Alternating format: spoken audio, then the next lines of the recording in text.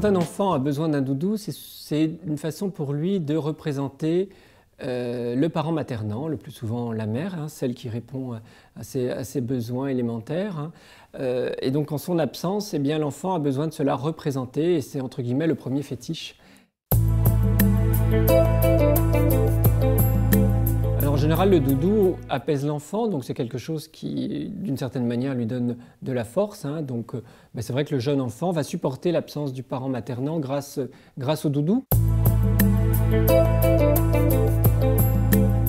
À partir de 3 ans, l'enfant peut commencer à comprendre qu'il y a d'autres manières de se représenter l'absence de sa mère ou de son père. Donc c'est vrai que le doudou apparaît moins indispensable et assez souvent, à cet âge-là, on l'utilise un peu moins souvent.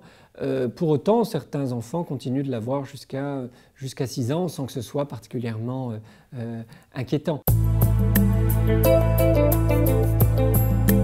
C'est vrai que l'école met un peu un terme à ça, en tout cas la journée, puisqu'on demande à ce que le doudou soit mis de côté, donc ça peut entraîner des cris, des déchirements, mais ça me paraît plutôt sain à cet âge-là de commencer à préparer l'enfant à symboliser plus mentalement l'absence de sa mère. C'est-à-dire que le doudou soit plus finalement mental que concret. On passe du concret à l'abstrait. On parle beaucoup du doudou perdu, et alors là c'est tout un pataquès, on fait toute une histoire. Bon, il faut un petit peu se calmer.